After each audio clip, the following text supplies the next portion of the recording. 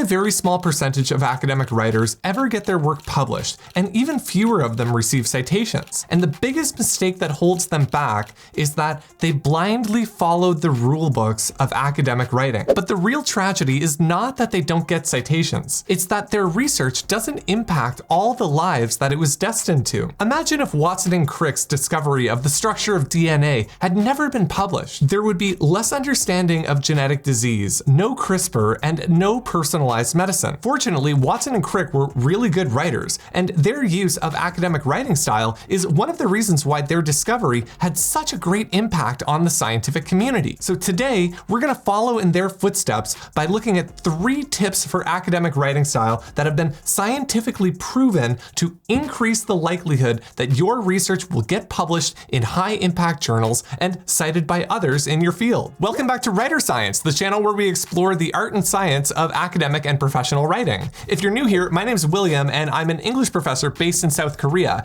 And the writing tips in this video come from an analysis of over 30,000 articles with high-impact ratings. That is, those which are published in the top journals or which receive a ton of citations. And the results might surprise you. They certainly surprised me. Now, of course, scientific ideas spread because they're valuable. But let me ask you this. If a tree falls in the forest and nobody hears it, does it make a sound?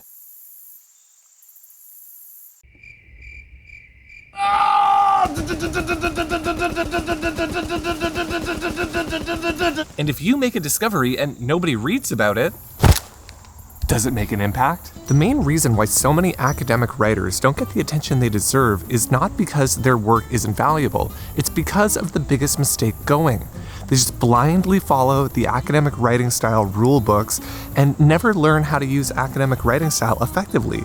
And for that reason, their ideas are dead in the water. Luckily, the first common mistake to avoid is pretty straightforward. In the propagation of ideas, it's essential to prioritize the cognitive accessibility of the discourse over the display of the originator's erudition. Got it? Good. Moving on. The second mistake is, according to the rule books, academic writing is supposed to be complex. If it's too simple, they say, then it will make your ideas seem too simple, and they'll never get published in any high-impact journal. And it's actually true that the complexity of your writing style has a big effect on whether or not your ideas will be accepted for publication, except that it's in exactly the opposite direction. This study by Oppenheimer took a group of original essays and then kept the ideas the same, but increase the complexity of the language. If the rule books are right, then you would expect that the more complex articles would have higher acceptance rates than the simpler originals. But exactly the opposite is true. The essays with the highest complexity were rated worse than the moderately complex ones, which in turn were rated worse than the simple originals. And this is true across genres, from academic reports to college admissions essays. Simpler writing leads to higher acceptance rates. And to show you why that is, I need you to consider the way that ideas spread. If an idea is carried by complex language, then it will never make it off the page and into the mind of the reader. That's because there's only so much work that a reader is willing to do to unpack your writing and find your message. On the other hand, when an idea is presented in clear language, it can move more easily from the page to the mind of the reader. And when the reader can grasp our idea easily, they'll be more likely to carry it and pass it on to others in the form of a citation. Many academics like to dress up their ideas in complex language in order to make themselves appear smart, but this just turns off the reader. So the goal of our writing should not be to make ourselves seem smart. Instead, we should write in a way that makes the reader feel smart. Now, one thing I have to make clear here is that we're not talking about dumbing down our ideas. We don't want to talk to the reader like they're a 5th grader. What we're talking about is packaging our ideas in a way that's easier for the reader to process. But how do we reduce complexity? This is our idea, and this is the DNA of our idea.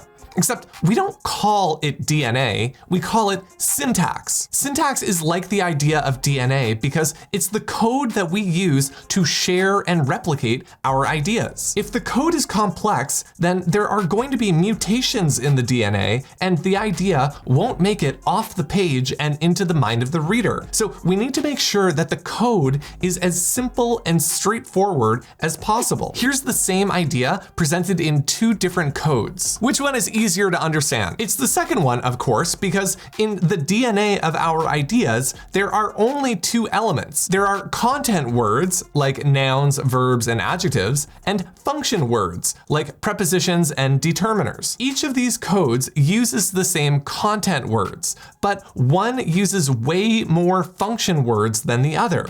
And when a sentence has a lot of these function words, it becomes really heavy with all these branches. Academic articles written with fewer determiners and fewer prepositions in the introductions get more citations. The fewer the function words, the simpler the DNA. And the simpler the DNA, the easier it is for the reader to get our idea, and the more likely they will be to share that idea with others. Which brings us to the second rule about academic writing style. According to the rule book, academic writing should be formal and impersonal. After all, we're not talking about literature here. This is science, and science is objective. And this objectivity, according to the rulebook, should be reflected in the writing style itself. It doesn't matter who does the research. What matters is the research. That's why so many academic writers choose to use passive sentences and avoid the use of personal pronouns. Psst.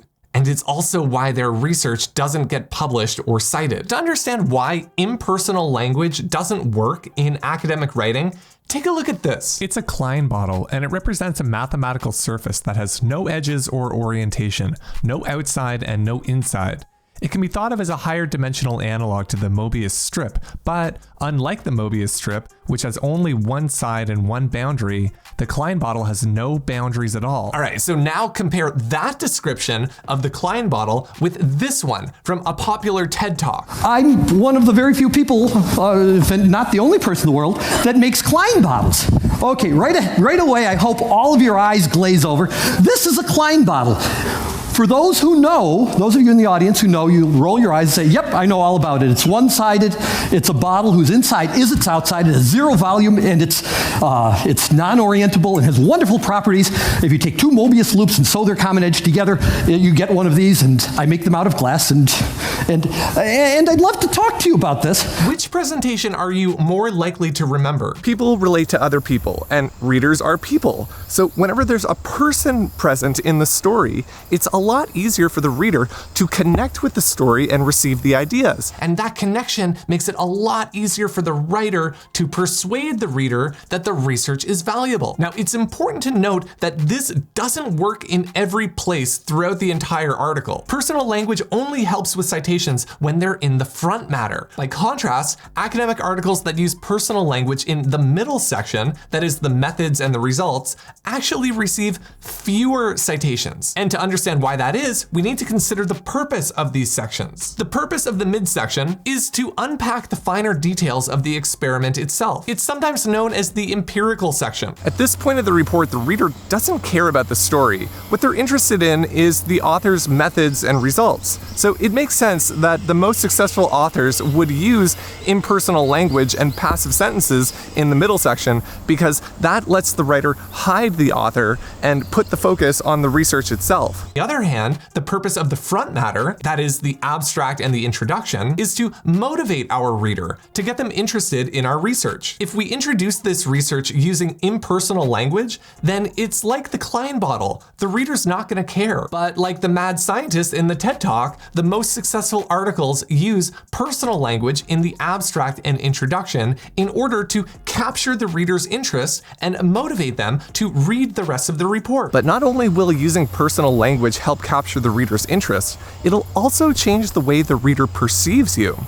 When you introduce valuable research using personal language, then the reader will associate that value with you, and it'll make you seem more authoritative. So if your work is any good, then don't be shy. Let the reader know that it's yours, especially in the front matter. If you follow the lousy rule books and stick with impersonal language, then your research will appear lifeless and detached, as though the ideas, your ideas, are just out there floating in the ether. Now, to understand the third and final tip about academic writing style, I want you to take a look at these two restaurant reviews. Which one seems more convincing? The restaurant serves delicious steamed hams. Steamed hams. The restaurant served delicious steamed hams. Steamed hams. Many people would agree that the one written in the present tense sounds more convincing. But if the present tense is more convincing, then why do so many academic rule books tell us to write about research using the past tense? A lot of people think that they have to use the past tense to talk about research in the past. Makes sense, right? It's the past tense, research happened in the past, but that's wrong.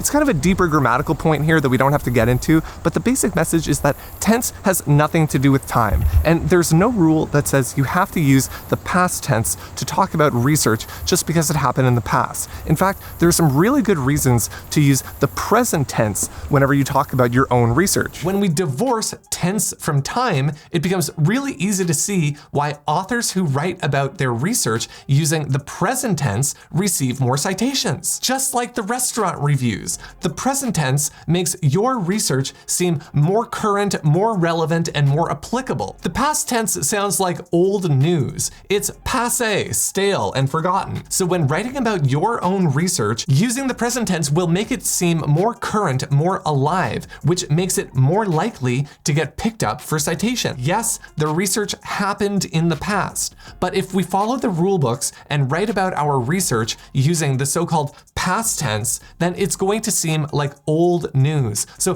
breathe some life into your research by using the present tense. So I really hope you see that if your research isn't getting the attention that it deserves, it's really not your fault. It's the fault of the old academic rule books. But to tell you the truth, if it's citations that you're looking for, you would actually be better off not writing a research report at all, and instead, you need to check out this video right here, because it's gonna show you how to write a different kind of academic report that has been shown to get cited way more often and over longer periods of time than the standard IMRAD research report. So be sure to go check it out.